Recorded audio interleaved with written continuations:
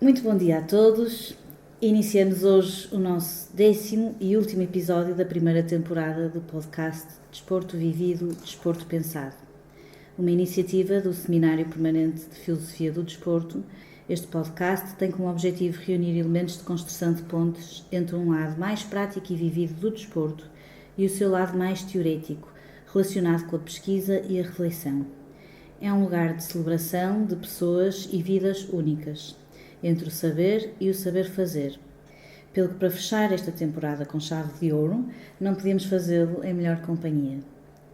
Temos connosco a professora Teresa Oliveira Lacerda, professora da Faculdade de Desporto da Universidade do Porto, nos campos da filosofia, da estética, da história e do pensamento contemporâneo do desporto, áreas nas quais tem desenvolvido todo o seu trabalho de docência e investigação.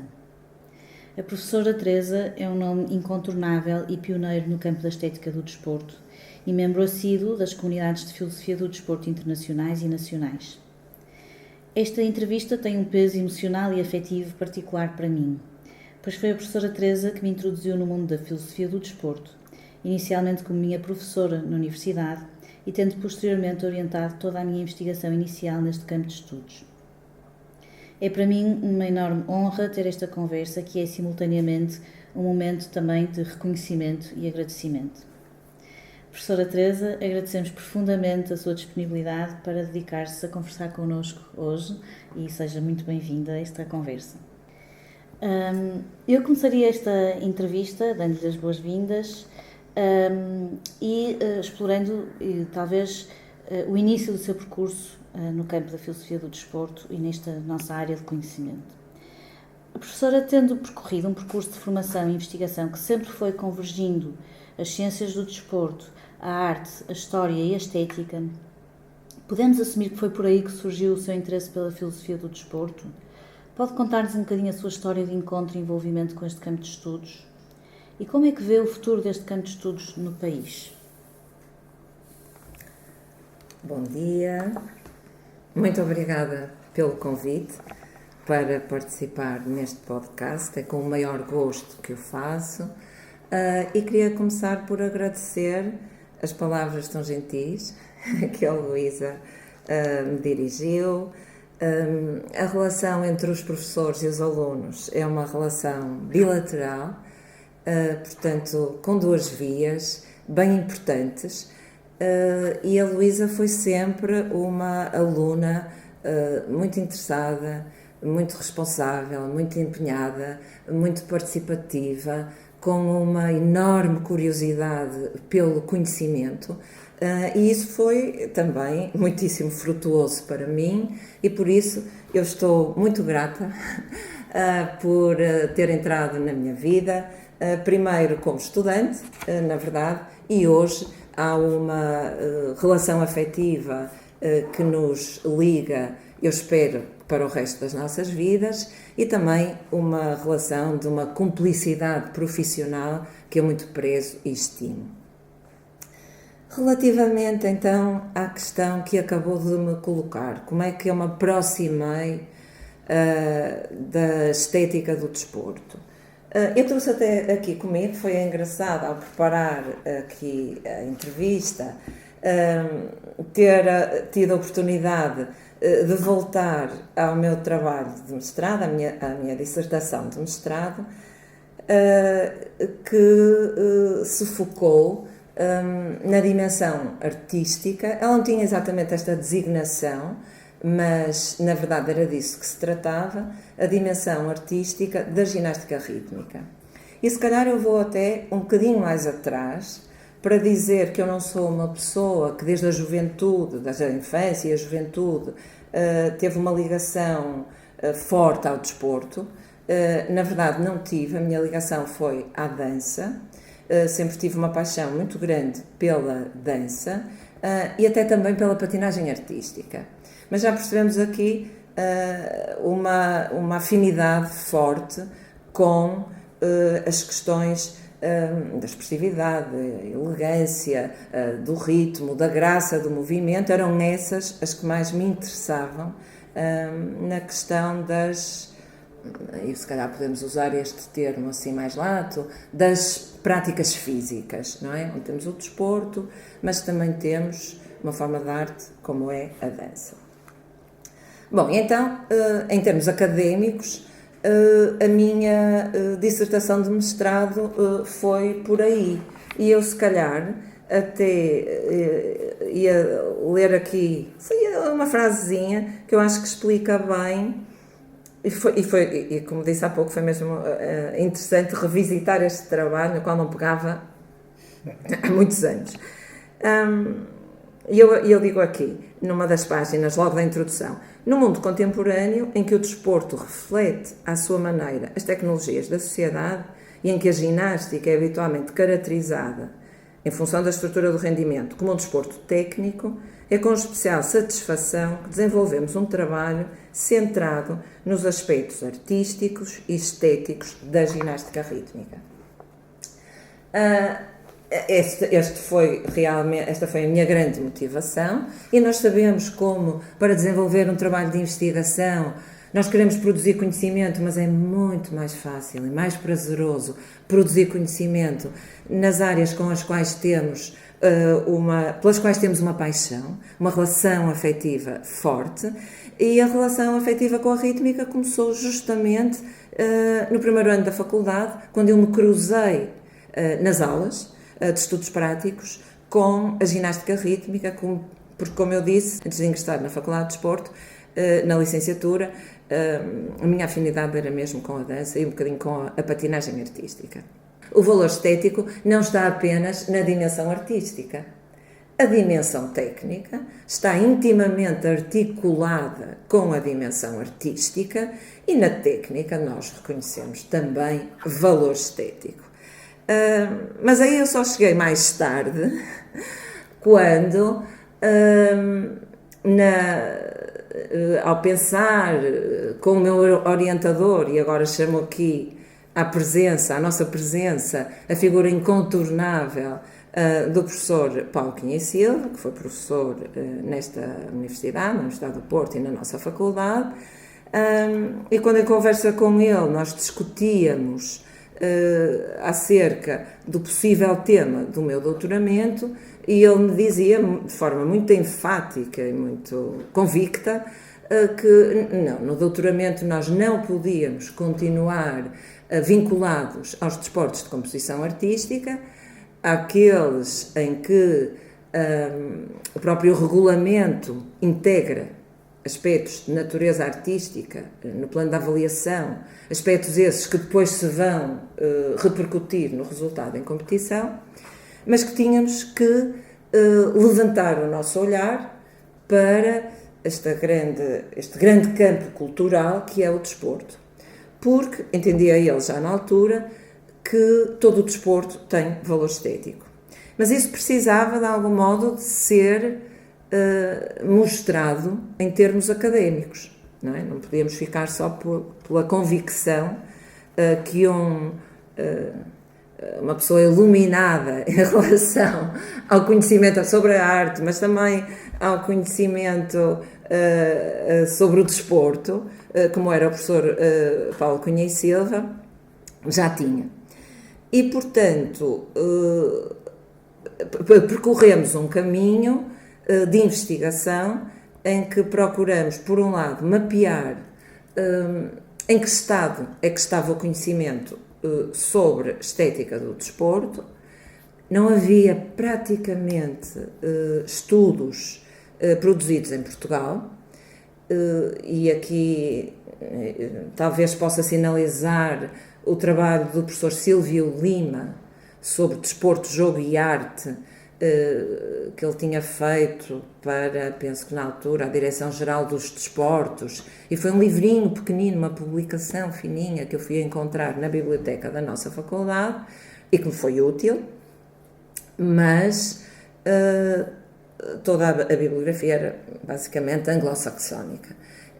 E, portanto, nós fizemos um levantamento do estado da arte, e a revisão da literatura do doutoramento é de facto um capítulo bastante extenso, em que sinalizamos 4 posições fundamentais, nas quais agrupamos os autores, aqueles que consideravam que o estatuto estético do desporto adivinha da consideração do desporto como uma forma de arte, de parceria com outras formas de arte, como a dança, uma grande afinidade com a dança, mas também com o teatro.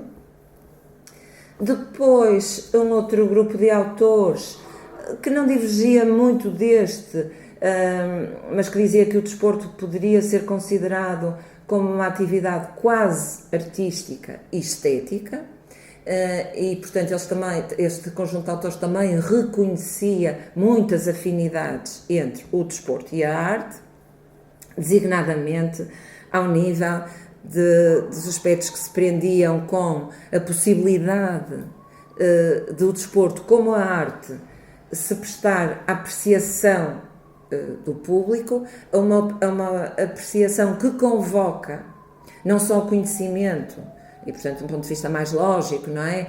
E racional, mas a sensibilidade, e portanto, e pela sensibilidade também se forma conhecimento, não é? Temos de chamar conhecimento sensível, como chamava o Baumgarten. A ginástica é um desporto, a rítmica, técnico, e na altura eu não compreendia ainda que, portanto, o desporto tinha esta capacidade de permitir ao público aceder à apreciação estética, tal como a arte, portanto, configurar uma experiência estética para o observador e, eventualmente, também para o próprio ator, para o próprio atleta. Havia já autores sinalizarem este aspecto. Do ponto de vista das questões da fruição, do prazer, do espetáculo desportivo, elas adivinham muito da apreciação de categorias que eram comuns à arte. A harmonia do movimento, o ritmo, o equilíbrio, a simetria, a elegância, a graciosidade, o estilo, por aí fora. Havia autores a dizerem que a arte acontece nas salas, nos teatros, seja na ópera, seja numa peça de teatro, seja numa performance de dança, mas também acontece nos estádios, nas piscinas, nos pavilhões desportivos, e, portanto, havia esta convergência entre os dois domínios culturais. Também se colocava a questão este valor estético do desporto estar, digamos assim, nos olhos do espectador, ou estar de facto na própria atividade em si. Portanto, levantar a questão um bocadinho da subjetividade e da objetividade, não é? Da estética do desporto. E uns colocavam mais, portanto, aproximavam-se mais do domínio mais subjetivo, e outros das questões mais objetivas e, portanto, da importância de identificar que características, que qualidades próprias é que tem o desporto que convoca o espectador e que o leva a ceder a uma experiência estética. Professora, permitam-me que interrompa. Já nos fez aqui um super interessante enquadramento, uma big picture daquilo que têm sido as reflexões, as tensões na literatura, que as pessoas que se foram dedicando à estética do desporto foram encontrando. Mas eu gostaria de ainda voltar um bocadinho atrás, que é este seu encontro mais pessoal com a questão da estética e da estética do desporto. E achei muito interessante que nos tenha dito que não tinha uma relação muito forte com o desporto propriamente dito, e que foi mais uma ligação à dança e à patinagem artística que a sensibilizou para essa questão. E eu aqui fiquei a pensar se uma certa supremacia pós-industrial moderna dos desportos não artísticos, digamos assim, dos desportos hard, não é? Dos desportos mais centrados em resultados quantitativamente mensuráveis, uma certa supremacia desta lógica moderna do desporto, não está também, não poderá estar também na origem de um certo desvínculo, ou um vínculo fraco entre o desporto e a questão estética, porque essa tensão que nos fala da relação da dimensão ética, tanto na técnica como na dimensão artística, que já agora lhe agradeço ter introduzido aqui o Paulo Cunha e Silva, porque foi através desses diálogos que pressentiu com ele que a dimensão estética não estava só numa aproximação mais artística dos desportos, mas também nos desportos não artísticos, não é? E que já tinha, pelos vistos, sido intuído pelo professor Silvio Lima. Isto dialoga um bocadinho com aquela corrente anglo-saxónica que distingue os desportos entre os desportos estéticos e não estéticos. Propulsive sports e os aesthetic sports. Já não me lembro qual era o autor. É David Best. Best, exatamente. David Best, que fez essa distinção. De facto, os propulsive sports são, de alguma forma, estes esportes muito centrados naquele resultado quantitativamente mensurável, não é? E os aesthetic sports abrem esta possibilidade a dimensões mais qualitativas da apreciação do desporto, ou da avaliação da qualidade do resultado do desporto. Pegando de todo este seu background, esta sua relação com a dança e com a patinagem artística, estes seus diálogos com o professor Paulo Cunha e Silva, que fizeram intuir que também nos propulsive sports haveria aspectos estéticos a considerar. Pegando nisto, o que é que nos tem a dizer? Concorda com esta distinção de aesthetic sports e propulsive sports? Vindo desta afinidade maior com os chamados aesthetic sports, o que é que lhe parece da dimensão estética dos propulsive sports e até desta distinção assim analítica e bastante polarizada sobre a dimensão estética dos esportes? O que é que lhe parece sobre isto? Obrigada pela oportunidade aqui dos comentários que introduziu e que entroncam justamente na terceira categoria de desportos que eu ia enunciar e no seio da qual o contributo de David Best é mesmo determinante.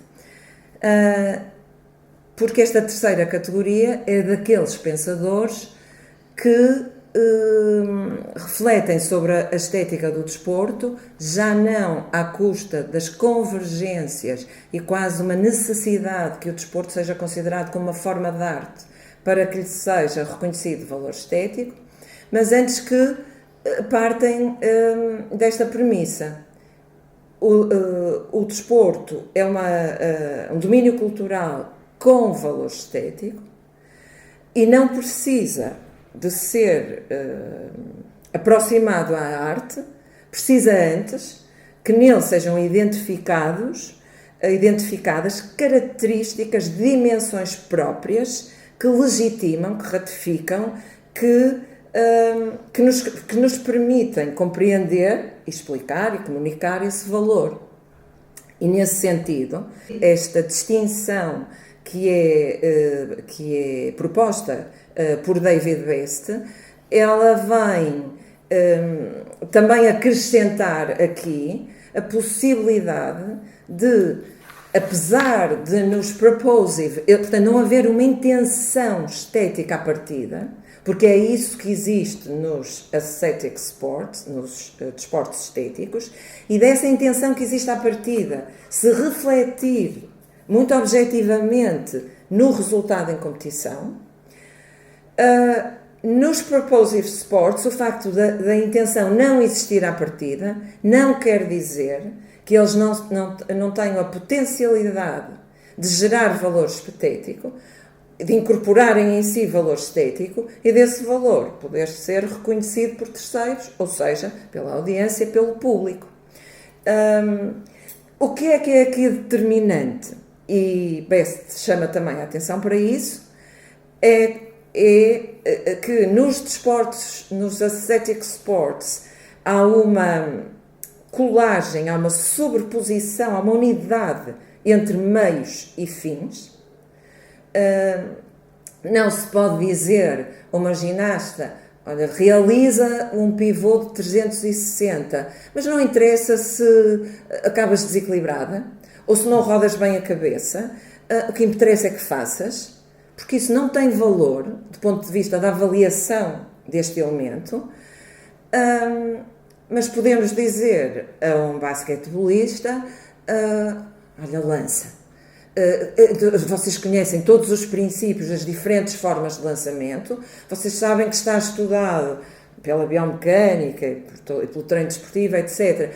Todos os aspectos que dizem respeito à forma como o membro superior, o ritmo dos apoios, etc., tem que ser, tudo isto está estudado para que resulte de forma eficaz e para que a bola entre no cesto, mas se em pleno jogo o basquetebolista, numa manobra mais estranha, mais desconhecida até do ponto de vista técnico, faz com que a bola entre no cesto, os 2 pontos são na mesma concretizados. E, portanto, não há... E isso até pode ter muito valor estético. Porquê? Porque está ali a chamar uma categoria que é própria do desporto e da qual fazemos uma leitura estética, que é a imprevisibilidade. Ele, através de um recurso de que ninguém estava à espera, ele ainda assim consegue marcar ponto. E, portanto, ele atinge a finalidade.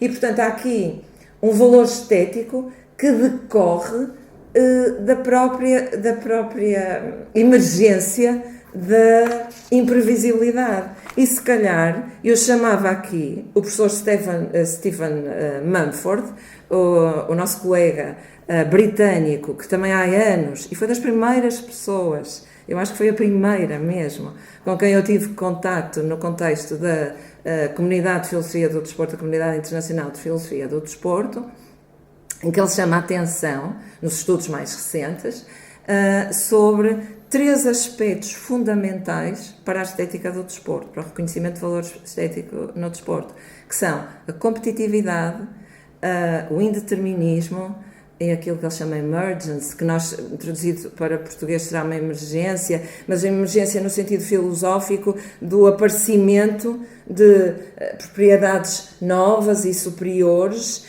àquelas que emergem num sistema complexo, e aqui temos mesmo que chamar a teoria dos sistemas, não é? Dos sistemas complexos, num sistema complexo como é um jogo desportivo coletivo, em que se espera que, embora eu tenha dado um exemplo individual, mas nos jogos desportivos coletivos a individualidade está sempre inscrita numa coletividade, não é? E nas ações conjuntas da equipa ou de um subgrupo.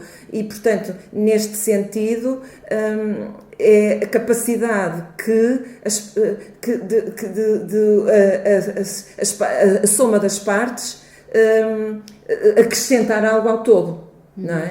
Professora, isso é muito interessante, porque ao dar esse exemplo do basquetebol, fez-me pensar o quanto esta descolagem da perfeição do gesto, ou seja, daquilo que é o gesto previsto pela biomecânica, pela fisiologia, por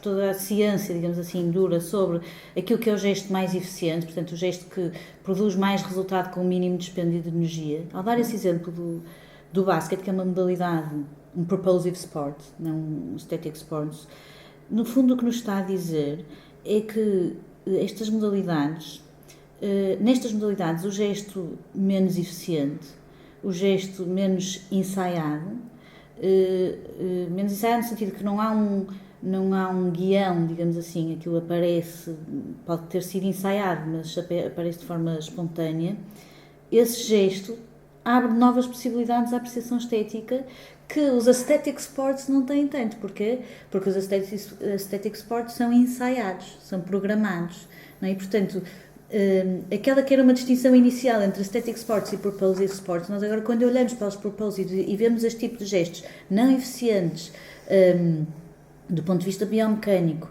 não agarrados ou deslocados de uma ideia de perfeição cristalizada, digamos assim, o inicial do gesto, abre todo um novo horizonte de surgimento de elementos estéticos e, portanto, aqui os Propulsive Sports têm muito a trazer à compreensão estética daquilo que pode ser o desporto. Totalmente de acordo, Luísa, é super pertinente, mais uma vez, o seu comentário. Totalmente de acordo, e na verdade eu acho que tem sido muito à custa dos Propulsive Sports que a estética do desporto tem avançado, sobretudo a partir dos anos 2000, e quando de facto a investigação se passou a focar neste pressuposto, que era então a tal terceira categoria, onde nós agrupamos os autores, de que não é necessária a aproximação à arte, podemos encontrar valor estético em todos os desportos. E tem muita razão em dizer que nos artísticos tudo está pensado ao milímetro, não é? E o que é que se espera é que na competição a ginasta, o patinador, o saltador para a água, que não é, está ali numa fronteira, não é? Reproduza exatamente, da forma mais fiel possível, o que foi treinado milhares de vezes. E quando a imprevisibilidade surge, ela geralmente vem prejudicar a performance. Enquanto que nos outros desportos ela pode vir a valorizar, não é? Quer do ponto de vista da eficácia, quer do ponto de vista, eu dei o exemplo da imprevisibilidade, não quer dizer que eu também queria deixar isto aqui assim, bem, que eu gostava de deixar esta ideia bem também explícita, que é a imprevisibilidade nos jogos desportivos coletivos, por exemplo, só lhe é aberto espaço porque os jogadores são proficientes em tudo o que fazem. Claro.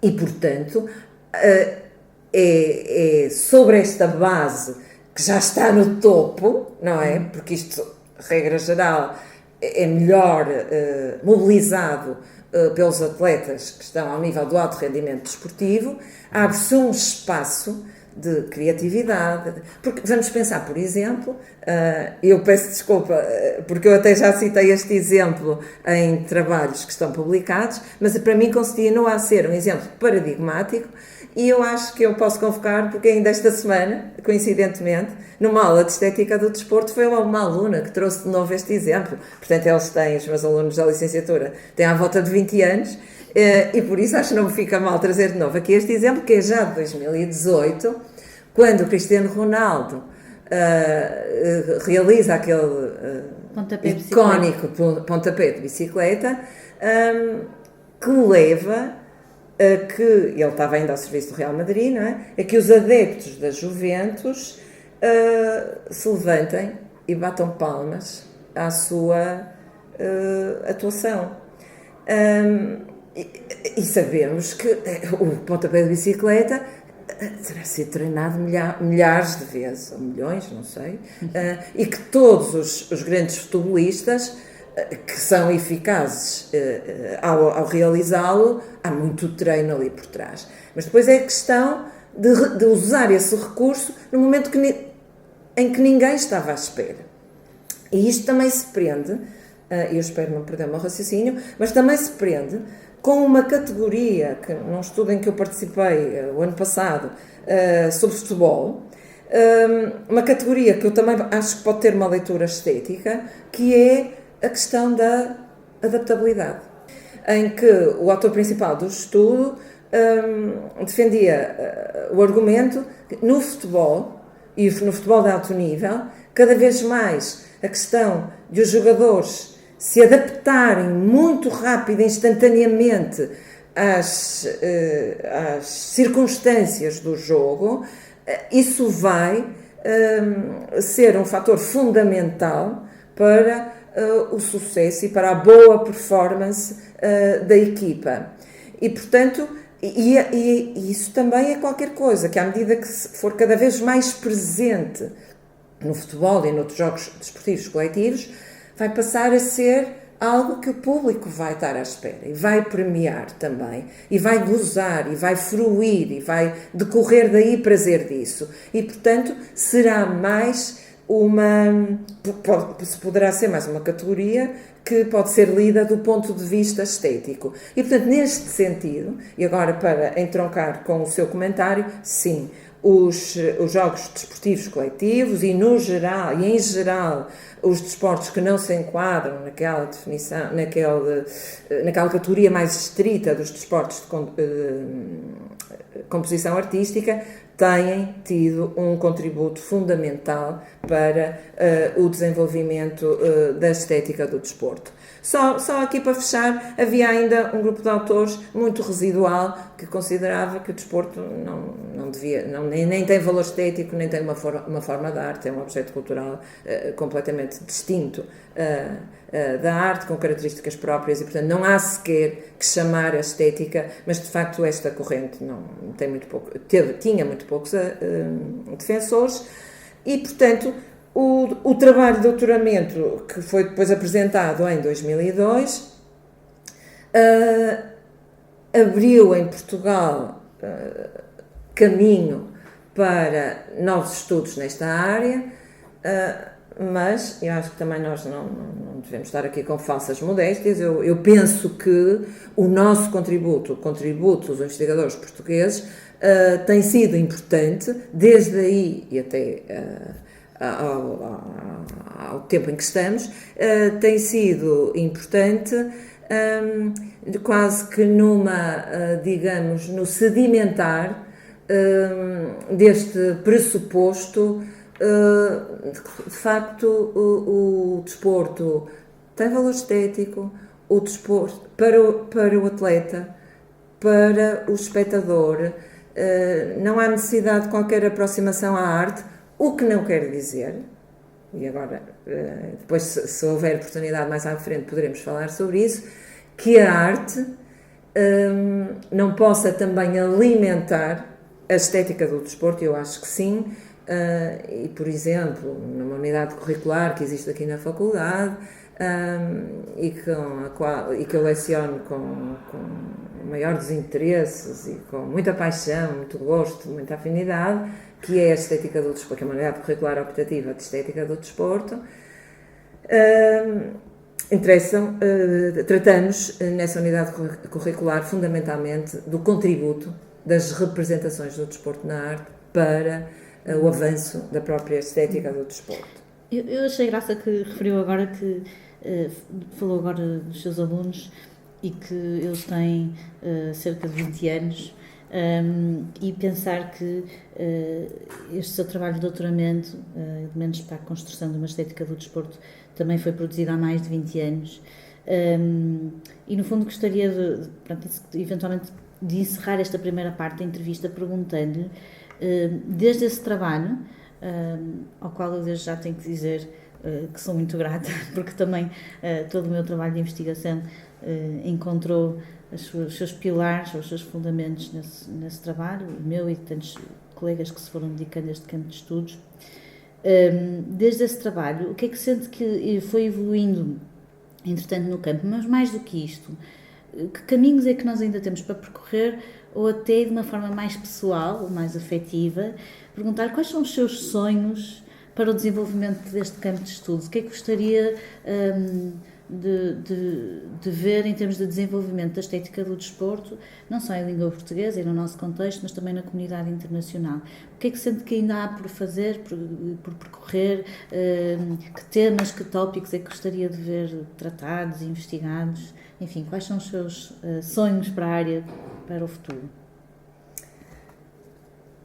Ora bom, os meus sonhos para o futuro, na verdade, eles de algum modo foram sendo concretizados aqui no contexto da Faculdade de Desporto, desde 2002, que foi o ano em que concluí o doutoramento, com a possibilidade e com a liberdade, como deve ser, no contexto da universidade, porque a universidade também avança com a liberdade e com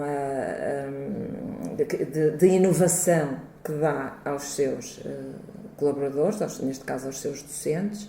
E na Faculdade de Desporto eu encontrei esse espaço de liberdade para fazer a translação do conhecimento vertido através da investigação e consubstanciado, não é, no documento que foi o trabalho de doutoramento, em unidades curriculares da licenciatura em Ciências do Desporto, de mestrados, designadamente do mestrado em ensino, também do mestrado em desporto, do mestrado em treino desportivo e no doutoramento em Ciências do Desporto. Porque eu entendo que o conhecimento, como muita gente, não é? Ele só tem verdadeiramente interesse quando sai da porta dos nossos gabinetes para as portas da universidade e depois daí ultrapassa, não é, as portas da universidade e se verte sobre a sociedade. Mas é o trabalho que nós desenvolvemos dentro da universidade que também constitui uma vertente importante de dar vida a esta possibilidade de o trabalho chegar lá fora à sociedade.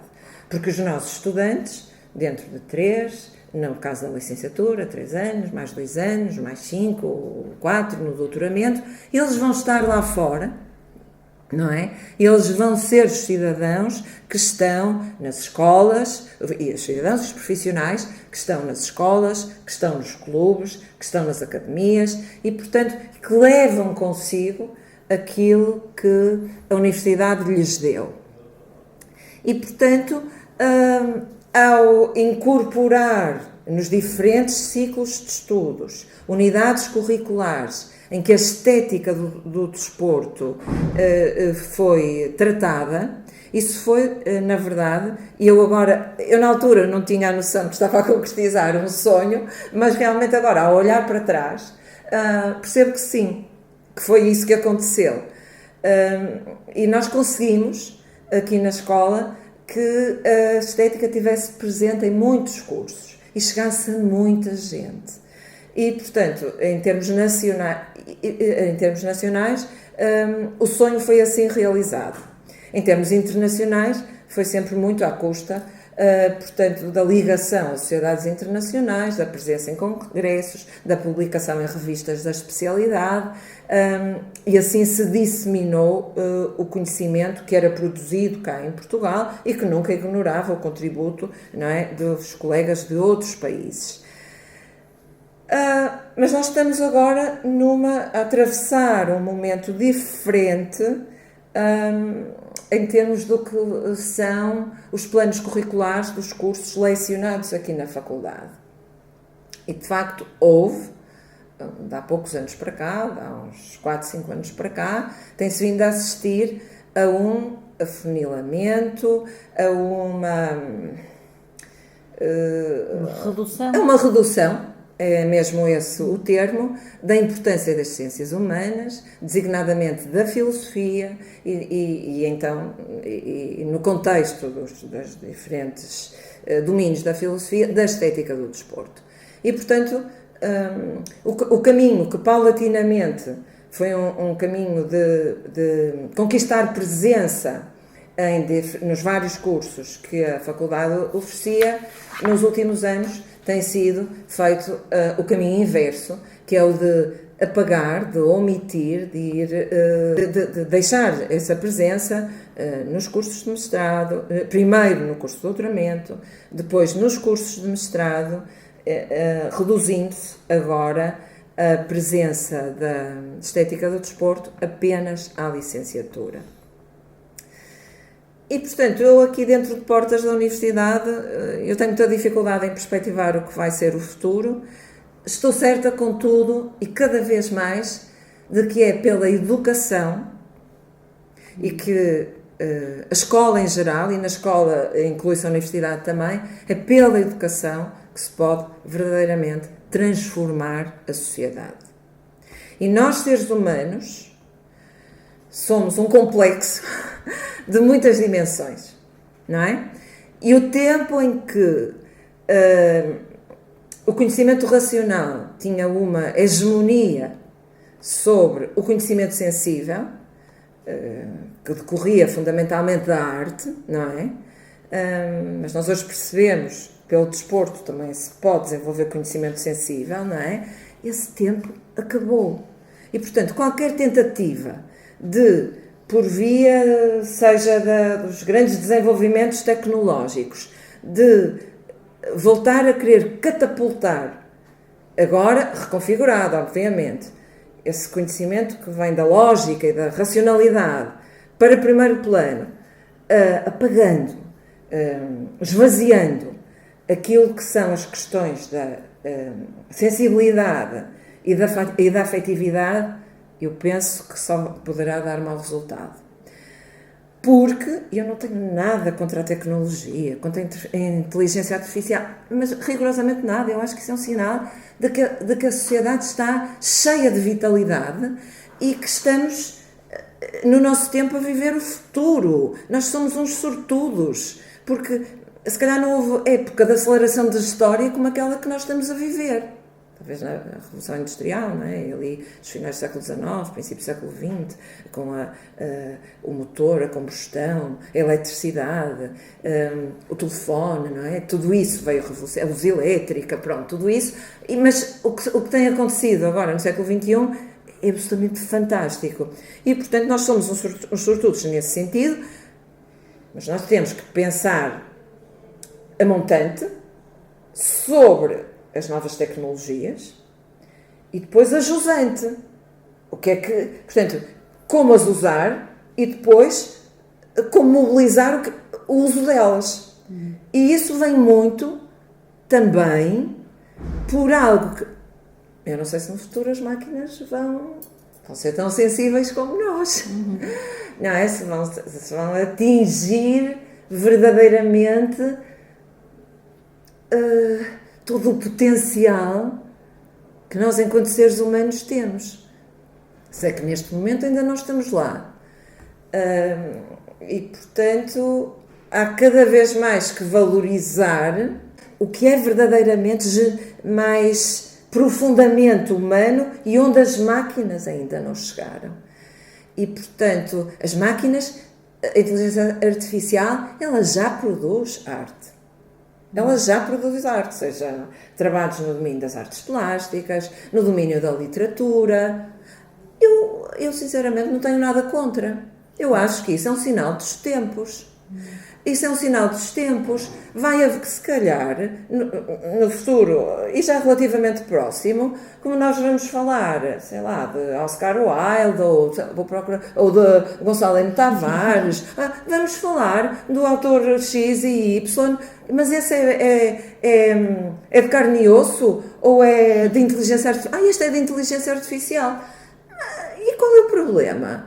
Há pessoas que vão gostar, não é? E esta relação da formação do gosto é qualquer coisa que também está intimamente radicado na estética, o desenvolvimento do gosto pela apreciação, não é? Daquela obra que é produzida ou por um humano ou por uma máquina. E, portanto, nada. Se calhar a inteligência artificial até é mais uma inteligência aliada, em vez de ser... Ela pode estabelecer aqui, sei lá, é tipo um híbrido, e também vão aparecer as obras híbridas, em que o escritor, de repente, pede à inteligência, este capítulo está muito longo, e pode pedir à inteligência artificial, resume-me, por exemplo. Qual é o problema? Transhumanismo aplicado à experiência artística e à sensibilidade. Sim, eu penso que não sei que contornos é que os desenvolvimentos da inteligência artificial vão ter, mas e quando nos vão satisfazer ou não. Ou não, mas francamente não me choca. E depois, ao nível do desporto, podemos falar, também tenho algum pensamento sobre as tecnologias no desporto. E há uma altura, eu já vi no guião que me vai falar dos Enhanced Games. Sim. Pronto, e podemos voltar um bocadinho a esta questão, eventualmente. Eu vou tentar então voltar ao guião, porque nós ficaríamos aqui muitas horas a conversar. Felizmente temos essa afinidade que nos permite ter conversas intermináveis. Mas gostaria aqui, depois, vou pegar aqui nesta ideia que tem sido discutida desde sempre na comunidade internacional de filosofia do desporto, que é uma espécie de questão inicial ainda não resolvida, que é a questão de como podemos definir o desporto, não é? Fazendo aqui também para os nossos ouvintes um enquadramento daquilo que tem sido a cultura no nosso ambiente. Nós temos desde as nossas referências autorais mais de língua portuguesa, por exemplo, Manuel Seja refere-se ao desporto como um movimento intencional, solidário para a transcendência. Numa corrente mais anglo-saxónica, um dos autores muito citados nestes contextos é o Bernard Suits, que se refere ao desporto como um tipo de jogo. Ele aborda sobretudo as questões do jogo, refere-se ao desporto como um tipo de jogo que envolve regras constitutivas rígidas com um objetivo pré-definido, em que os participantes aceitam voluntariamente meios ineficientes para alcançar esse objetivo e cuja performance envolve habilidade física.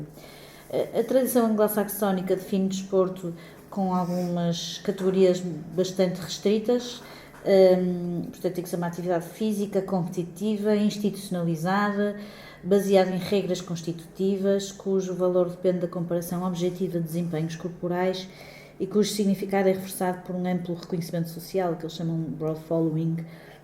Portanto, temos aqui regras explícitas que deixam de fora muitas experiências desportivas mais espontâneas, intuitivas, mais locais, mais de dimensão mais cultural, situadas geograficamente, sei lá, estou a pensar em práticas indígenas ou práticas de povos minoritários, etc., portanto, que não se globalizam, digamos assim. Mas isto continua a ser este problema de como é que nós definimos desporto, ou seja, os nossos objetos de estudo, continua a ser um problema, uma tensão, ainda sem resposta definitiva ou sem leitura definitiva. Deixo já aqui a minha declaração de interesses, que ainda bem, mas tendo em conta, no fundo, a multiplicidade de práticas e significados que o desporto assume hoje em dia e também tendo em conta toda esta sua bagagem da abordagem estética ao desporto, da lente estética sobre o desporto, considera que existe uma essência ou identidade própria do desporto? Qual é que é o papel da dimensão estética para nos ajudar a interpretar ou compreender aquilo que seria uma definição de desporto? Pergunta difícil. Sim, e digo-lhe já que fazemos a todos os nossos entrevistados e todos respondem da mesma forma. Começam precisamente por esse desconforto com a dificuldade da pergunta. Pergunta difícil. Mas eu vou talvez procurar responder a partir dos meus referenciais da estética do desporto, não é? E então eu diria talvez que o aporte que a estética pode trazer a estes vários construtos, não é? Que são importantes e também é importante a sua divergência, como a Luísa fez agora o seu statement, a sua declaração, não foi? O seu disclaimer. Eles também são importantes porque se complementam, se podem complementar. O que a estética pode trazer é que o desporto, em meu entender, deve promover uma formação da sensibilidade pelo movimento, pelo corpo desportivo em movimento. Portanto, cabe ao desporto, e aqui estou a usar o desporto lato sensus, portanto, todas as formas e modelos que convivem no desporto, formar para uma consciência do corpo, que não se verte só depois nos desempenhos mais próximos possível dos desempenhos excelentes, não é? Dos vários padrões de movimento, mas que incorpora também a questão da fruição, do prazer, da realização desses movimentos, dessa forma eficiente e eficaz para o atleta, e que naturalmente vai ter um potencial de comunicação com o observador, com o público, que acrescentado, vai ter um potencial de comunicação acrescentado, porque o saltador em altura, que desenvolve em si essa sensibilidade de fruir, de gozar com o próprio movimento, ele passa isso para quem observa. O jogador de handball, a mesma coisa, o de futebol, a mesma coisa, e por aí fora. Eu vou sempre buscar, lá está, os exemplos fora dos desportos de composição artística. Porque nos desportos de composição artística isso é trabalhado desde as idades mais baixas. Porque é algo que faz parte da matriz das próprias modalidades, esta comunicação expressiva através do corpo. Mas nos outros desportos, ela também é possível.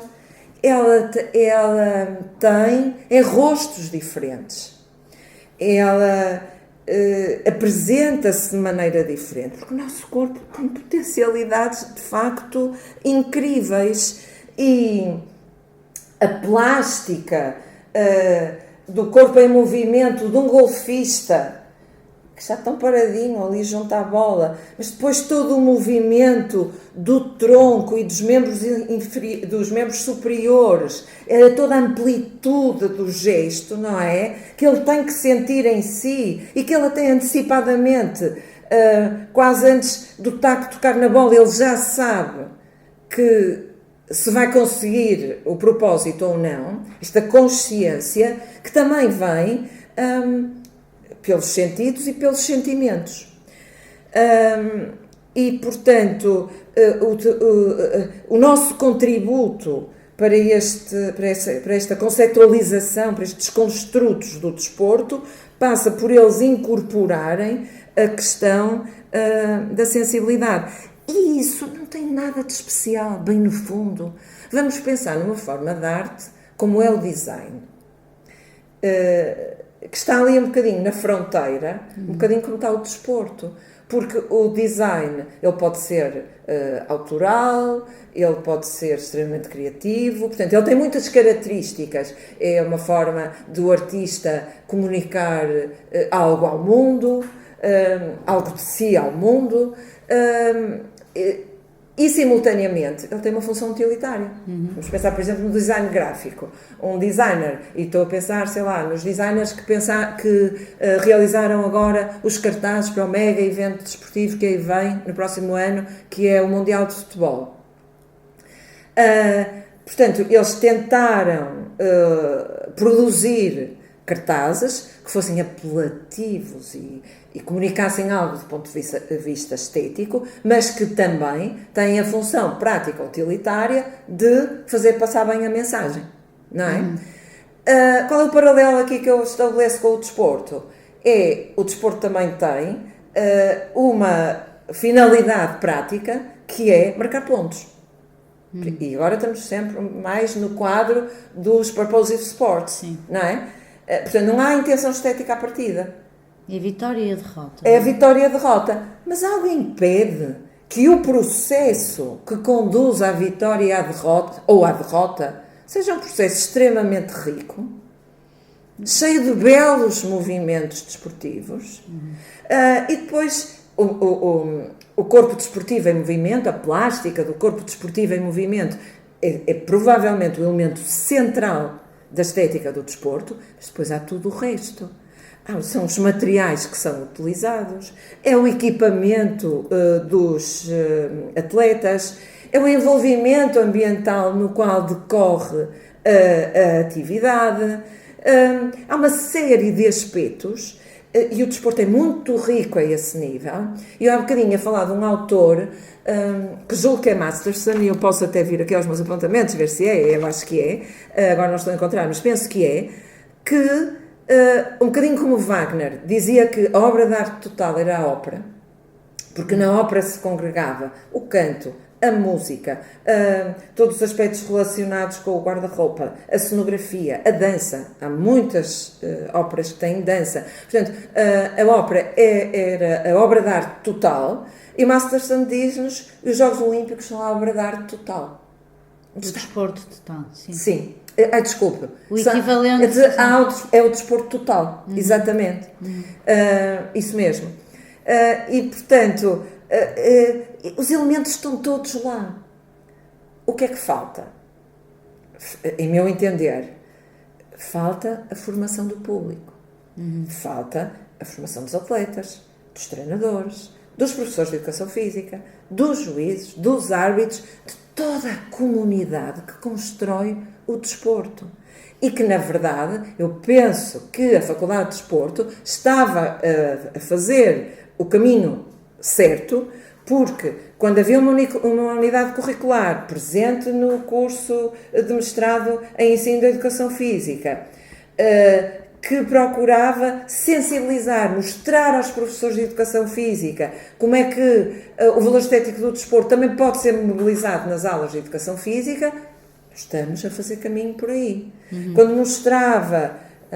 eu tenho aqui alguém à minha frente que frequenta o mestrado em treino desportivo e que procurava mostrar aos futuros treinadores que o treinador também deve ter formação nesta área, porque ele vai passar a mensagem aos seus atletas e que eles podem usufruir de um processo mais rico, porque é mais denso, é mais frutuoso para eles, mas também para quem observa, um processo que na formação do público vai fazer com que os adeptos se diluam mais. O professor Manford tem também uma terminologia interessante quando nos fala dos purists e dos partisans e os purists. E os partisans são os adeptos que não são capazes de reconhecer beleza na jogada dos adversários, numa jogada dos adversários, que preferem ganhar feio a perder bonito. Ora, formar em desporto para apreciar fundamentalmente a qualidade do processo. E se quem teve o melhor processo, eventualmente a equipa contrária à nossa, mas nós ainda assim temos que reconhecer que jogou melhor.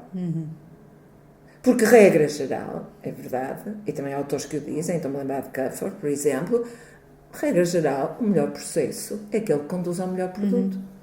Sim, pelo menos com mais consistência, exatamente. Mais regularizante. Claro que depois nós não podemos generalizar, as generalidades, não é? O sempre e o nunca são muito perigosos, mas, portanto, eu penso que o contributo que a estética do desporto pode dar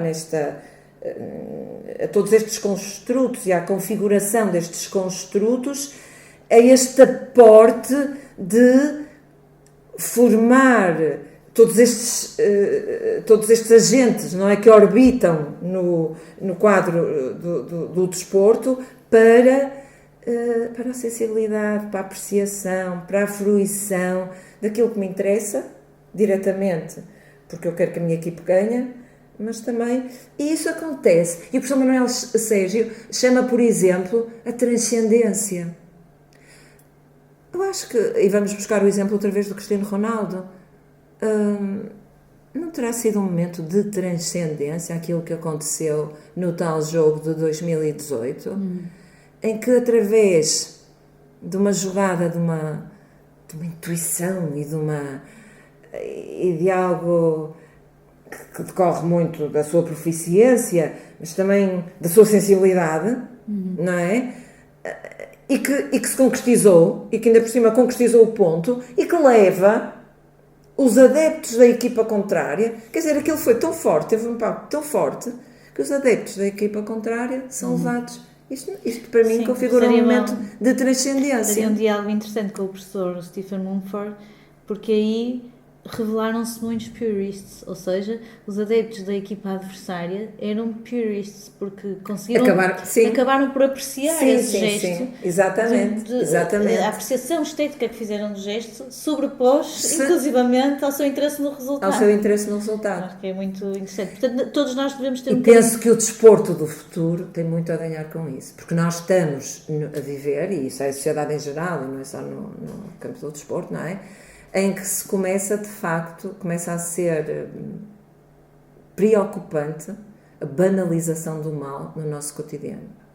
A mim começa-me a preocupar profundamente, já não tanto por mim, mas pelas gerações futuras, não é? E eu tenho filhos, mas não é só a partir da minha perspectiva pessoal, é realmente das gerações futuras, e a banalização do mal na sociedade implica também a banalização do mal no desporto. E acho que aqui a estética, e eu escrevi isso num artigo há muitos anos, pode ter um valor profilático, digamos assim, também no sentido ético.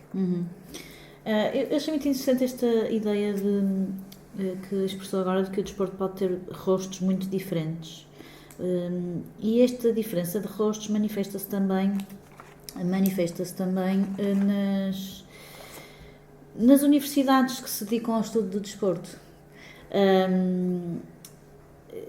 Nós temos em Portugal e também em várias partes do mundo uma diversidade muito grande de terminologias usadas para definir o nosso objeto de estudo e, portanto, as faculdades que se dedicam ao estudo do desporto. Temos desde faculdades de educação física, que são muito presentes no Brasil, por exemplo, faculdades de desporto, como é a nossa, faculdades dedicadas à atividade física, ao exercício físico, temos faculdades de movimento humano, que no mundo anglo-saxónico diria que se traduz pelas faculdades de Human Movement ou de Kinesiology. E temos a Faculdade de Motricidade Humana, cá em Portugal, também em Lisboa, entre outras. Temos muitos termos ou rostos, usando a sua expressão, para definir aquilo que são as instituições que se dedicam ao nosso objeto de estudo, que é de facto difícil de definir. E há algum desconforto com esta diversidade, eu, pelo menos tenho sentido, não só nas conferências internacionais de filosofia do desporto, mas também nas conversas que temos tido a pretexto deste podcast. Há algum desconforto nisto que é típico de qualquer campo científico, não é? Porque o que qualquer campo científico quer desde logo de partida é circunscrever e delimitar de forma indiscutível o seu objeto de estudo, não é? E este desconforto tem percorrido a nossa área e os anos ao longo da história tem percorrido também a forma como as próprias instituições evoluem os seus próprios nomes. No nosso caso concreto, nós começámos como Instituto de Educação Nacional, primeiro Instituto Nacional de Educação Física, depois Instituto Superior de Educação Física aqui no Porto, depois Faculdade de Ciências do Desporto e Educação Física, depois Faculdade de Desporto. E portanto isto foi revelando não apenas um desconforto, mas também uma necessidade de atualização e de ajuste da nomenclatura àquilo que é a realidade do objeto de estudo que se estuda. Aqui a minha provocação, eu sei que este tipo de discussões não estão propriamente no seu no topo das suas prioridades ou interesses, mas porque são outro tipo de discussões de outro nível, mas no fundo a provocação que eu gostava de lhe fazer é a dimensão estética, precisamente por nos trazer à visibilidade esta diversidade de rostos com que o desporto se pode manifestar e viver e a experienciar, se não nos ajudaria a lidar um bocadinho com este desconforto, por um lado, e por outro também a situar-nos terminologicamente, ou seja, que contributo é que o ângulo estético, a perspectiva estética, o olhar estético nos pode dar para este desconforto, se é que pode dar algum? Pois, Luísa, eu realmente para mim é um bocadinho desconfortável responder a esta questão, porque eu, na verdade, até nunca refleti, nunca foi para mim, talvez por estar demasiado mergulhada noutros interesses, nunca foi para mim objeto de grande reflexão esta questão das terminologias, fundamentalmente do ponto de vista académico, não é? Das instituições ligadas à formação em ciências de desporto, em motricidade, o que seja.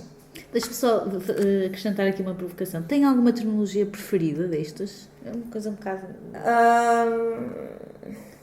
Eu já estive mais confortável com o desporto. Acho que durante uns anos achei que simplificava, por um lado, e por outro lado era suficientemente abrangente para poder apanhar, no fundo, para poder agregar todos estes rostos. Exatamente. Mas uma lacuna, por exemplo, que eu identifico muito vincada na Faculdade do Porto, na Faculdade de Desporto do Porto, é o desinteresse que sempre votou, até mais quando se converteu em Faculdade de Desporto do que quando era Instituto Superior de Educação Física, à dança. Eu sei que a dança não é consensual reduzi-la ao universo da arte ou reduzi-la ao universo do desporto, porque ela de facto está aqui numa zona de interface. Cada vez há mais competição na dança, isso é certo. Cada vez nós vemos mais prémios, mais concursos, seja de dança clássica, seja de dança contemporânea ou de outros géneros, danças de salão, etc. A existência até de campeonatos nas danças desportivas. Portanto,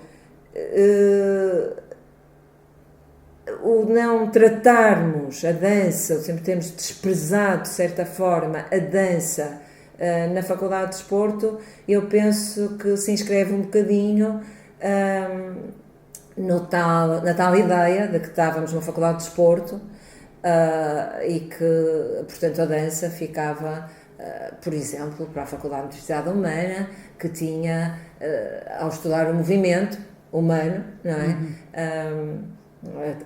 Na Universidade de Lisboa também se tratam as questões da ergonomia, por exemplo, que nós não tratamos aqui, e portanto poderiam tratar a questão da dança que nós não tratamos aqui também.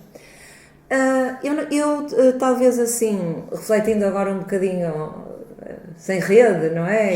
Espontaneamente, eu diria que a questão do jogo, que é tão importante no contexto da estética, e é o professor Bernard Schultz que também coloca a ênfase na questão do jogo, porque há uma grande afinidade entre a estética e o jogo, não é? E se pensarmos naquelas categorias do Queiroz, não é? A questão do água, sim, a competitividade alimenta também a estética do desporto. A alea não tem a ver com o tal conceito de imprevisibilidade e de emergence. Que o professor Stephen convoca. A questão do mimicry, não é? Os atletas também, de certa forma, há ali uma persona, eles transmutam-se, não é? Um pouco. Há ali o mundo do desporto, de certa maneira, não é o mundo real. Não é? Há um mundo do desporto, como há um mundo da arte. O Arthur Danto falava-nos no mundo da arte. E o professor Andrew Edgar, o britânico, que também desenvolveu trabalho sobre estética do desporto, também nos fala num mundo do desporto, usando aqui a afinidade com o mundo da arte do Arthur Danto. Portanto, há um mundo do desporto, na verdade. E esse mundo do desporto, ele é atravessado pelo jogo. E depois algo que é muito caro, sei lá, os desportos de aventura na natureza, mas também, e sei que há aqui uma pergunta que nos fala das novos que já não são assim tão novos desportos, como, eu digo já, é a categoria e-links, a questão da vertigem, não é? Do risco, que também está presente desde os desportos urbanos, como o parkour, mas que até já vem de trás. Se nós formos pensar, por exemplo, no alpinismo, não é? Já desde os finais do século XIX, princípio do século XX, que há intrépidos desportistas que querem chegar aos picos mais altos dos Himalaias, pondo a sua vida em risco, não é? E, portanto, isso liga um bocadinho com o que se passa no nosso tempo, na contemporaneidade, os building, não sei como é que eles se chamam certo, climbers, não é? Sim. E eu já vi programas, já vi vídeos que são loucuras autênticas, em que há ali quase uma necessidade existencial, digamos assim, de jogar com o risco, ao ponto de deste risco o performer, não sei bem se é um atleta ao certo, não é? Perder a vida. Pronto, mas então, ressituando, eu talvez pelo jogo, pelas categorias do jogo, e pela sua afinidade com a estética, não é? Por forma como a estética e o jogo se entrecruzam, se fundem de certa maneira. Obrigada, porque de facto esse contributo é novo, acho eu. Nesta questão terminológica, os autores tendem a centrar-se ou na questão do desporto ou na questão do movimento. Claro que intuitivamente a questão do jogo pode estar sempre implícita, não é? Mas de facto chama-nos aqui a atenção para a importância desta dimensão na compreensão do objeto de estudo. Já referi um pouco isto, mas não queria perder este tópico, que é porque eu acho que também tocou nisto agora nesta sua intervenção, que é talvez a nossa definição, a nossa compreensão do desporto tenha que ser permanentemente atualizada em função daquilo que é a experiência cultural de cada momento, de cada época, de cada sociedade, de cada contexto. E em plena sociedade de consumo como a que nós vivemos, de espetáculo, de exaltação da imagem, de amplificação até para universos virtuais aumentados, e também de muita diversidade, de muitas idiosincrasias, tipologias de desporto, que vão desde jogos tradicionais e olímpicos, que são os que têm sido mais objeto de estudo, digamos assim, nas nossas universidades, mas também as experiências esportivas mais locais, culturalmente circunscritas, como seja a capoeira, o jogo do pau, aos mais contemporâneos e transgressores que referiu agora, não é? O climbing, o bouldering, o parkour, o slacklining. No fundo, um olhar estético ou a investigação sobre a estética do desporto não nos poderá também ajudar a encontrar este ponto de conforto ou de equilíbrio com uma compreensão do desporto que abranja tudo isto sem nos causar demasiado desconforto ou inquietação, não é? Não será também a leitura estética uma chave de leitura essencial para nós encontrarmos alguma paz no meio de toda esta diversidade daquilo que pode ser a experiência desportiva e que, portanto, que torna a sua definição tão difícil de delimitar estritamente?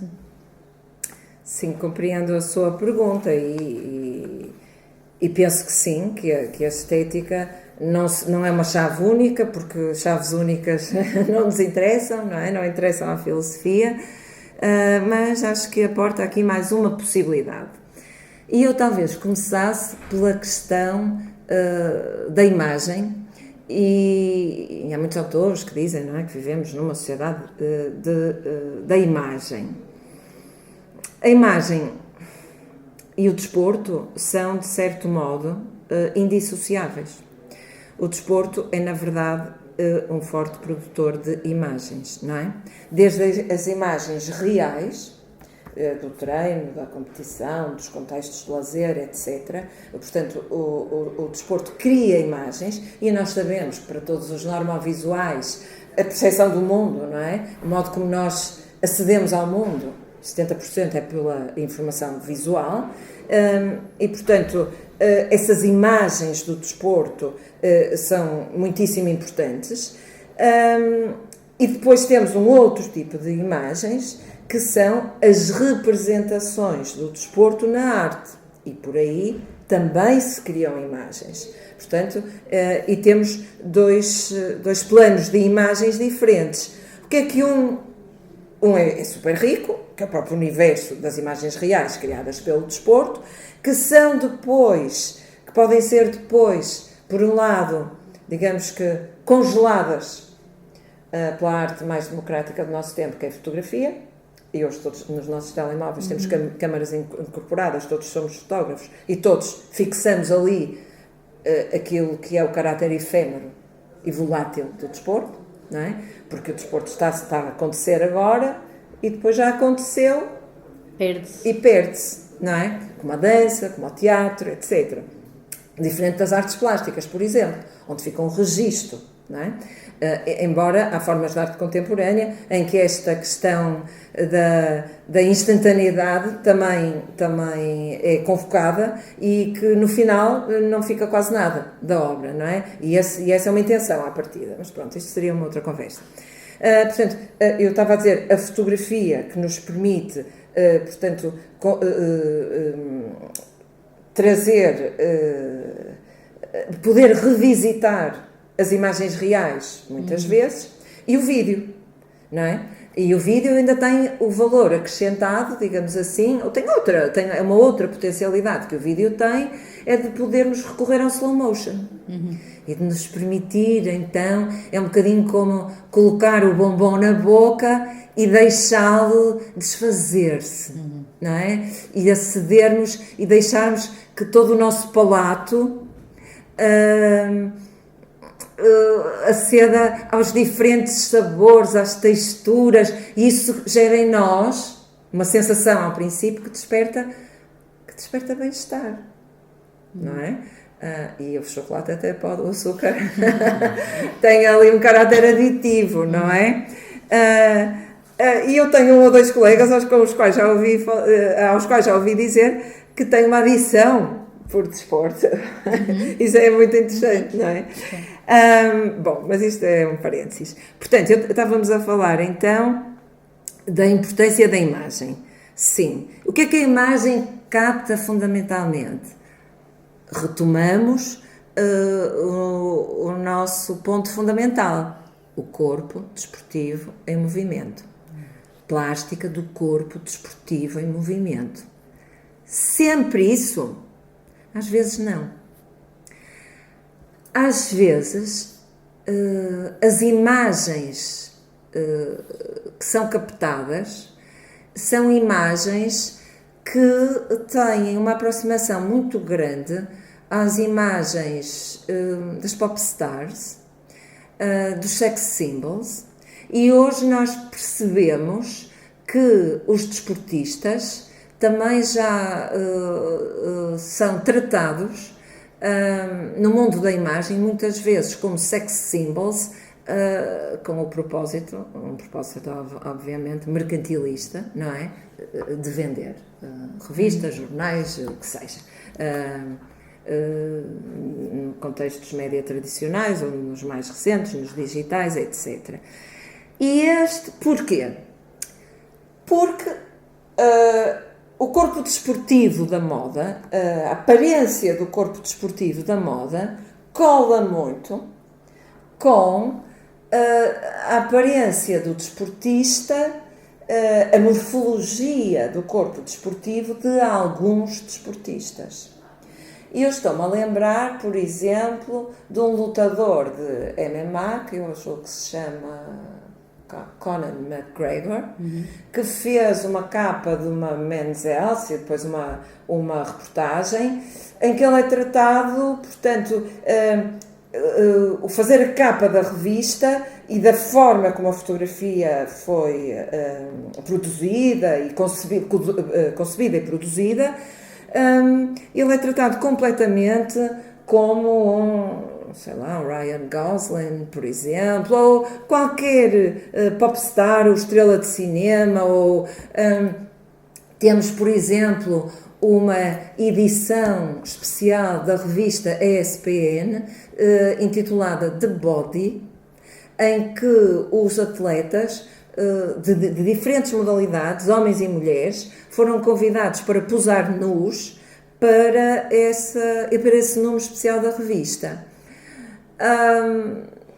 E, portanto, há ali uma intenção em mostrar, por um lado, algo que eu acho que é muito importante, que é como a morfologia corporal do desportista se altera em função do treino específico e, portanto, aquilo que são as exigências próprias de cada modalidade desportiva, mas não deixa de haver também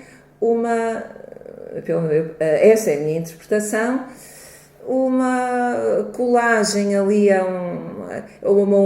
uma instrumentalização mais próxima, portanto, da questão da sexualidade e do erotismo que o corpo desportivo também pode despertar. E isso, claro que garante logo sucesso de vendas, não é? Mas há uma outra leitura, que é aquela que a estética faz. É da adequação, e voltamos à forma e à função. A forma do corpo do desportista é muito mais do que a sua aparência. Ela é a tal adequação àquilo que são as especificidades próprias da modalidade à qual ele está ligado. E por isso é que nós olhamos para alguém com muita massa gorda e que sabemos que está ligado ao sono, ou ligamos para uma enorme hipertrofia muscular, deve ser culturista, ou olhamos para para um corpo longilíneo de uma ginasta de rítmica e percebemos que deve praticar ginástica rítmica e por aí fora. Portanto, há uma adequação da morfologia àquilo que são as exigências próprias. E isso também contribui para o valor estético da modalidade. E o que é que eu procuro? O professor nunca se divorcia do investigador e, portanto, o que é que eu procuro mostrar aos estudantes nas minhas aulas? É que há aqui um processo de aprendizagem que a sociedade pode fazer com a pluralidade de morfologias desportivas que convivem no desporto. Nós, no desporto, valorizamos, premiamos, queremos isso. Como é que o saltador em altura seria proficiente no levantamento de pesos? Ele não tem massa muscular que lhe permita isso. Portanto, o halterofilista tem que ter uma hipertrofia muscular que lhe permita aquela expressão da força em regime de potência para poder levantar os pesos, não é? Mais 100 quilos que eles levantam. Isso agrada-nos. Não é por isso que o halterofilismo não tem valor estético. Não. Há uma completa compatibilização entre a aparência do corpo, a forma do corpo, porque ela vai revelar todo o potencial do atleta. Ora, a imagem estereotipada do corpo magro, moderadamente musculado, bronzeado, alto, que não pode ser, portanto, sem flacidez, e que não pode ter rugas, e que isto e que aquilo, que a sociedade impõe desde muito cedo e que cria enormes problemas. E eu lembro que há 20 anos atrás eu já tinha este discurso com os estudantes e dizia a mulheres. Infelizmente, 20 anos depois, eu tenho que dizer a homens e mulheres. Neste momento, os homens são tão pressionados e o seu corpo é tão instrumentalizado como na publicidade, por exemplo, como foi o das mulheres desde há muitas décadas atrás. E, portanto, eu penso que a estética do desporto e, portanto, e perceber que há muito, que a aparência, e isto é um chavão, mas tem que ser dito, revela a essência. Isso é muito... Agora eu não estou a falar da obesidade, não estou a falar nada disso, não estou a falar das questões, não é? Todos os corpos são permitidos. Não, tudo o que toca a patologia e que traz prejuízos para a saúde física ou mental da pessoa, é evidente que tem que ser tratado e tem que ser cuidado e etc. Portanto, poderíamos dizer que a estética, que o olhar estético nos ajuda a olhar para esta diversidade do desporto e das experiências desportivas como, não como um problema, no sentido de nos dificultar a delimitação do nosso objeto de estudo, mas como uma espécie de elogio à diversidade do humano e, consequentemente, também à diversidade daquilo que é a experiência desportiva? Completamente de acordo. Mas completamente de acordo. Eu lembro-me que tinha aqui na questão, a propósito das grandes diferenças e até de determinadas práticas físicas tradicionais, eu acho que estava aqui o jogo do pau, por exemplo. Sim. O jogo do pau, que é tão praticado nas nossas aldeias. Há uma aldeia especial que, por acaso, que eu conheço muito bem, que é Bucos, onde o jogo é perto de Cabeceiras de Basto, no Minho, mas no Minho, em Trás-os-Montes e em outras localidades do país, onde o jogo, mas é mais forte aí, onde o jogo de pau que se realiza ao ar livre, em plena natureza, com uma fatiota, portanto com uma indumentária própria, como no desporto, não é? Cada desporto tem o seu equipamento próprio, como no desporto, e que permite uma relação com a natureza que também não é desprezível, porque a experiência estética, e agora saltando o jogo do pau para as atividades desportivas de ar livre, o surf, o montanhismo, a caminhada, o que seja, ao ar livre, estabelece de facto há uma fusão, há um diálogo que se estabelece entre o corpo desportivo e o que o ambiente nos traz. Há ali uma permuta, há uma comunicação entre ambos, que a educação estética ajuda a desenvolver. Portanto, porque nós já, ao adotarmos uma atitude estética, nós temos que ser também educados para essa atitude, uma atitude de disponibilidade para o outro, seja o outro o meu adversário, seja o meu colega de equipa, seja agora seja o envolvimento ambiental no qual eu estou a realizar a minha prática, e portanto há ali uma relação com a natureza que até nos pode despertar para a educação ambiental.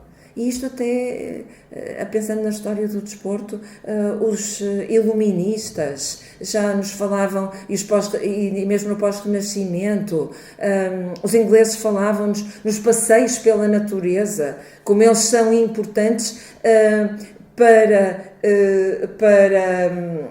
de algum modo, porque têm efeitos sobre a nossa dimensão física, mas também permitem a apreciação, não sei se era o John Locke, não estou certa, permitem a apreciação da natureza. E, portanto, esta atitude de atenção ao que nos rodeia e de incorporação do que nos rodeia também se desenvolve através da sensibilidade estética.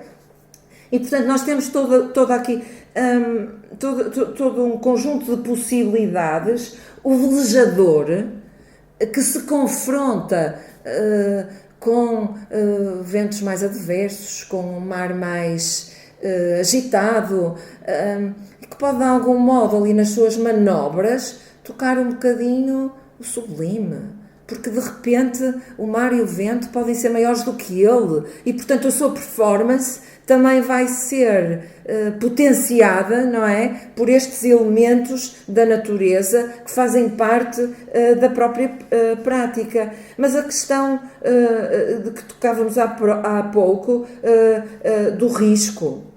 e que se inscreve na dramática do desporto. E há muitos autores a falarem-nos do drama como uma categoria estética. O professor Lev Kreeft, por exemplo, a quem eu também deixo aqui o meu tributo e a minha gratidão, porque é uma pessoa que vem da estética, com formação em estética, em filosofia, em especial na área da estética, e que se aproximou da nossa área de estudo e com um contributo muito, muito, muito interessante. E vejo, por exemplo, repita-me naqueles climbers. A modalidade é climbing ou buildering? Buildering, que é absolutamente impressionante. Eu vejo aí também um bocadinho a questão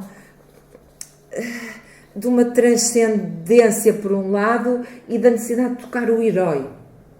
E isso liga-nos historicamente, por exemplo, com a Grécia Antiga. Porque os grandes atletas gregos eram os heróis, não é? E, portanto, a heroicidade que Píndaro cantava nas suas odes, não é? Eles eram, de facto, não havia nada de mais digno para um grego do que vencer nas competições, não é? Nos Jogos Olímpicos da Antiguidade. E, portanto, também eu acho que isto também pode ser uma forma de trazer aqui, na contemporaneidade, de trazer a questão da heroicidade por desafios extremos. E a estética vai incorporando e vai-se reconfigurando, não é? Vai-se também a própria questão do trágico, porque as pessoas também têm alguma consciência da sua vulnerabilidade e enfrentam-na, não é? E desafiam-na. E, portanto, estas são novas configurações que se conciliam com práticas mais tradicionais e locais, e tudo isto não pode ser estranho. Há tal sensibilidade estética, à própria relação, porque esta relação estética é também uma relação de afetiva, é uma relação de, mais do que um enamoramento, às vezes é mesmo um amor por determinadas práticas físicas, que ficam de tal forma impregnadas que o atleta e o homem, ou a mulher, acabam por se confundir. Não é? Eu estou-me a lembrar, desculpe, só para acrescentar, de uns nadadores aos quais nós fizemos, nadadores olímpicos, aos quais fizemos umas entrevistas há uns anos atrás, nadadores portugueses da seleção portuguesa que ia participar nos Jogos Olímpicos, e deles dizerem, por exemplo, que alguns precisavam de tomar 2 e 3 banhos por dia, porque a relação deles com a água era de uma tal, era já uma relação simbiótica, havia ali, eles tinham necessidade de água, e portanto, se estavam numa pausa em que não ia à piscina, eles precisavam tomar banho. Porque o sentir a água, e aliás essa foi uma característica muito engraçada, uma característica muito interessante que decorreu dessas entrevistas, e que que parece ser específico de quem pratica os desportos de água, designadamente a natação, o sentir a água no corpo, não é? E eles diziam que cada piscina era diferente, e eles conheciam muitas piscinas, não é? Porque a própria densidade da água, a temperatura, o cheiro, o estar na água, o sentir a água, a forma como a água desliza no corpo, era diferente. A pessoa está-me a chamar aqui a atenção para uma dimensão afetiva na relação com o desporto e na importância dessa relação para a própria compreensão do desporto. O que choca com correntes mais analíticas, porque pelo menos vai para além daquilo que é a compreensão estritamente racional, uma relação instrumental ou funcional com o desporto e com a compreensão do desporto. E aqui eu introduzo um novo tema, que é aqui o tema da criação que fizemos em conjunto da Associação de Filosofia do Desporto de Língua Portuguesa, que reúne académicos de vários países lusófonos. E gostava de introduzir aqui um novo tópico de reflexão, que é qual é o papel da língua na formação do pensamento, particularmente no âmbito da reflexão filosófica sobre o desporto. Se a língua portuguesa tem ou não mais afinidade com esta aproximação afetiva à compreensão e à relação com o desporto. E pegando aqui também numa provocação, né, que é nós, por exemplo, agora em 2026 vamos ter em Las Vegas, onde é que poderia ser? Teria que ser em Las Vegas, não é? Num lugar destes, a primeira edição dos Enhanced Games, portanto, dos jogos altamente focados na questão de o alcançar o máximo resultado, não é? Portanto, aqui é uma relação muito instrumental, funcional e racional com o desporto. Nós queremos medir até onde é que o corpo humano pode ir, não é? O que é que estes jogos nos revelam sobre o olhar estético sobre o desporto e de que forma eles podem chocar ou não com o olhar lusófono, se é que ele existe ou se é que podemos dizer que ele existe? Eu penso em particular porque a maior parte dos países de língua portuguesa são países em desenvolvimento, onde a questão tecnológica não se encontra tão exuberante. O que é que nos tem a dizer sobre isto? Então, eu ia pegar só ainda na questão da afetividade, por onde começou, só para dizer que a questão afetiva é mesmo muito importante e ela foi introduzida justamente por Best. Nós falamos de Best no princípio desta nossa conversa e Best falava-nos então dos purposive sports, dos aesthetic sports e depois dizia que quando perguntávamos às pessoas sobre estas duas categorias, elas facilmente identificavam os desportos que se incluíam numa e noutra, mas depois diziam que o desporto de que mais gostavam, fosse ele o futebol, o handebol ou o atletismo, ele era estético. Uhum. E, portanto, há aqui esta... E faz-nos lembrar um bocadinho aquela fábula da águia e da coruja, não é? Que agora se calhar não vale a pena contar, mas que também entronca naquele provérbio popular que é quem ama o feio, bonito lhe parece, que é a questão da estética também estar muito nos olhos do observador. E, portanto, da subjetividade, do que cada um tem de seu e do modo como olha o mundo a partir das suas singularidades, poder encontrar beleza que não é consensual, mas que existe para si. E é com essas pessoas que nós também temos a aprender, porque nós vamos encontrar aspectos sobre os quais ainda não tínhamos identificado. Bom, mas então a questão da língua portuguesa, não é? E da nossa Associação de Filosofia do Desporto em Língua Portuguesa. O que é que eu posso dizer sobre isso? Que, isto é trivial, que a língua é uma das formas de expressão da cultura, não é?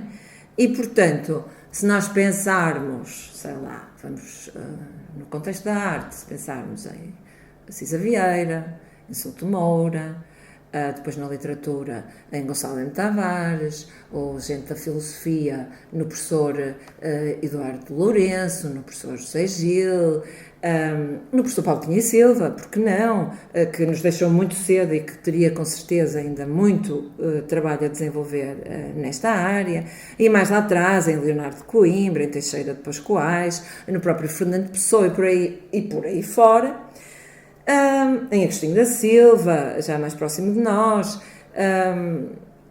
quem desenvolveu os seus estudos e o seu conhecimento com este aporte tem que ter um olhar diferente, no meu caso, sobre a estética, sobre a filosofia, sobre a estética do desporto, tem que ter um olhar diferente de quem o fez à luz de outros pensadores, intelectuais, sejam eles literatos ou artistas das artes plásticas ou do teatro, do universo anglo-saxónico, ou até dos nossos vizinhos espanhóis, por exemplo. E por isso nós estamos configurados, não é, pelas nossas influências culturais, o que leva a que pensar e comunicar em português é diferente de o fazer noutro idioma qualquer. Em todo caso, eu penso que o caminho que viemos a percorrer de vertermos os nossos trabalhos para a língua franca, que é o inglês, foi um caminho que teve que ser feito. E talvez porque foi a forma de nós podermos divulgar o nosso trabalho além de fronteiras. Não esquecendo, contudo, de que é muito importante que ele seja divulgado no nosso país. Mas todos nós sabemos que o nosso trabalho teve mais ressonâncias lá fora do que cá dentro, infelizmente. Mas isso também faz parte da nossa Portugalidade, que é, e que isso vem até aos nossos dias, não é? O Essa dizia de uma forma tão, com muito humor, não é? Nos maias e quando nós apreciávamos tudo o que vinha de França e de Inglaterra, não é? Na altura. Mas nós continuamos a ser um pouco assim, a darmos mais valor ao que vem de fora. E, portanto, nós não somos tão reconhecidos, é verdade, em todos os domínios. A Joana Vasconcelos tem um reconhecimento, agora já tem muito reconhecimento em Portugal, mas o reconhecimento dela começou mais lá fora do que cá dentro, não é? Portanto, é sempre um pouco assim, infelizmente. Portanto, esse foi um caminho que foi necessário percorrer. E agora, e aí eu vejo outra vez a inteligência artificial como uma enorme aliada, o que ela vem trazer ao nível da possibilidade de nós começarmos a desenvolver cada vez mais trabalho na nossa língua, o que nos dá uma vontade e possibilidade do ponto de vista das metáforas, da poesia, de que a filosofia precisa e de que a tradição filosófica portuguesa sempre muito se alimentou. E que lhe dá densidade. E temos uma figura relevante da nossa filosofia do desporto. Já falamos em Manuel Sérgio, mas eu acho que nós não podemos evitar e devemos mesmo convocar. Eu também estou muito grata ao contributo do professor Jorge Olímpio Bento para a filosofia do desporto.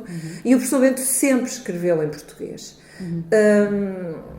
Porque era importante para ele. Era uma marca da qual ele não queria abdicar. E até os estudos do professor Bento podem vir a beneficiar de quê? Da facilidade de tradução e da qualidade da tradução que hoje em dia a inteligência artificial nos dá. Portanto, eu penso que a publicação de investigação provavelmente também é natural que se vá redefinir e abrir possibilidades para que se publique tanto em português como em mandarim, como noutra língua qualquer. Porque rapidamente qualquer um pode traduzir o artigo e levá-lo para a sua... Vai-me dizer, pois, mas ainda não temos um nível de perfeição, ainda é preciso ali uma revisão, claro, mas nós estamos à espera de que estes processos se refinem. E, portanto, penso que aqui a inteligência artificial não está contra nós, como em muitas áreas, não é? Ela já disse que eu acho que ela é uma aliada. Também, e agora ligo aqui com os Enhanced Games, também pela via da tecnologia. Eu vou pegar mais na tecnologia do que no doping. Estou mais à vontade para falar da questão da tecnologia. E eu até não sabia, confesso a minha ignorância, porque julgo que é a primeira vez que eles se vão realizar em 2026. Por exemplo, a engenharia de materiais e de equipamento desportivo. Isso é o futuro do desporto, não é? Fatos de natação que vão permitir a alta performance. Quer dizer, se isso é possível, o desporto mais tarde ou mais cedo, e não só os Enhanced Games, mas os não Enhanced vão provavelmente... Coloca muitas questões éticas? Coloca, mas a sociedade em geral também coloca tensões à ética e, portanto, o desporto também as coloca, não é? O calçado com placas de carbono, o material das bicicletas, os sensores integrados nos fatos para análise cinemática, que até já existem no desporto, não talvez na competição, mas em termos de estudo já existem, não é? Portanto, não vejo aqui tecnologia de manipulação ambiental, por exemplo, câmaras de hipóxia e de hiperóxia, o que facilitam processos de recuperação, ou a crioterapia, que eu acho que também já é utilizada nos processos de recuperação, ambientes controlados, a otimização fisiológica. não vejo que seja assim nada de tão... que seja uma pedrada no charco. Se me falar nas questões do doping... Pois. Mas também há desportos neste que nós sabemos, e o ciclismo é um exemplo paradigmático, que se calhar sem doping, não sei como é que se faziam aquelas etapas de montanha. Quer dizer, porque hoje em dia também, de acordo com o conhecimento que tenho, que é relativamente reduzido, há drogas hoje em dia que já são permitidas e que não eram há alguns anos atrás. Sim, e sabemos que o Lance Armstrong ganhou não sei quantos completamente, mas depois foram retirados os títulos. Mas foram porque ele reconheceu que estava dopado, porque nenhum teste antidoping o tinha apanhado. Porque isto também é sempre um jogo de rato e de gato, como é sempre, na tensão entre o bem e o mal.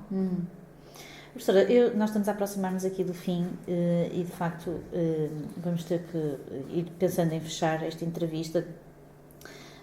Mas há aqui duas ou três anotações que eu gostava de fazer e passava já aqui para o final, dizendo que, bom, tradicionalmente costuma-se dizer que em filosofia uma boa tese nunca é o final ou o fecho da história, portanto esta nossa conversa nunca ficará fechada, ficará sempre em aberto e com certeza a continuaremos fora daqui, depois deste contexto. Mas nós desejamos que este 10º episódio do nosso podcast, Desporto Vivido, Desporto Pensado, seja simultaneamente um fecho da primeira temporada e ao mesmo tempo um estímulo para as seguintes. E gostávamos de fazer isso pedindo-lhe conselho. Portanto, perguntei-lhe que recomendações ou conselhos nos poderia dar para as próximas jornadas de exploração da compreensão do desporto, do jogo, do nosso objeto de estudo e do trabalho que temos pela frente nas nossas instituições académicas no campo do desporto e da educação física. O que é que a sua intuição e a sua expertise no campo da estética nos recomendaria para o futuro deste podcast, em busca do futuro do desporto e também, já agora, da Associação de Filosofia do Desporto de Língua Portuguesa? Bom, eu se calhar começava por enquadrar dizendo que todos nós sabemos que o trabalho do filósofo é um trabalho relativamente solitário, introspectivo, de muita reflexão, de muita contraposição, de diálogo do seu pensamento com o pensamento de outros, e portanto há todo um plano muito, digamos que individual, singular, de cada um trabalhar, mas e que é, portanto, fortemente marcado mais, eu vou usar assim daqui duas palavras de senso comum, mais do individualismo do que da dimensão cooperativa. Ela vem, a dimensão cooperativa vem a seguir, não é? Vem depois do trabalho produzido. E o trabalho dá-se depois à crítica, que é sempre muito bem-vinda, não é? E o filósofo também se alimenta muito da crítica do outro, porque também ele não produz trabalho para si próprio, ele produz justamente para o dar ao mundo. Mas eu talvez considerasse que uma segunda etapa poderia ser a de chamar aqui à conversa os intervenientes diretos no desporto. E não estou com isto a querer dar aqui uma tonalidade mais empírica. Precisamos dos sujeitos para constituirmos um grupo que depois vai ser, os dados que eles nos vão fornecer vão ser trabalhados. Bom, bem, no fundo é isso, mas nós associamos muito o empirismo às metodologias quantitativas, não é? Até por tradição nas ciências do desporto, até porque foi importante para que elas ganhassem legitimidade no contexto das outras áreas de estudo, o empirismo, o positivismo e os métodos quantitativos foram muito importantes nesse processo de reconhecimento. Mas nós podemos, portanto, convocar essas pessoas no sentido de, não perdendo um bocadinho a perspectiva empírica, mas a partir de uma metodologia qualitativa, que é aquela que nos serve, não é? E, portanto, utilizando muito como instrumento a própria entrevista, adequando, de facto, as questões àquilo que são as nossas inquietações. E a filosofia pauta-se por inquietações, não é? Por desassossegos.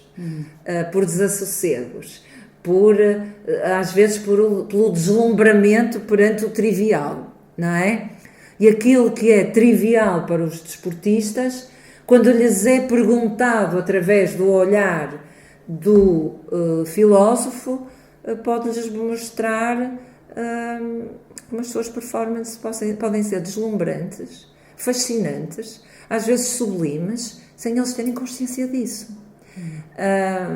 E o mesmo relativamente aos treinadores, a todo o trabalho que eles desenvolvem, ao modo como o desenvolvem, ao que passam para os seus atletas, e também aos juízes. E aí, por exemplo, estou a pensar nos juízes dos esportes de composição artística, o quanto eles gozam, fruem, o quanto se deleitam durante o processo de avaliação,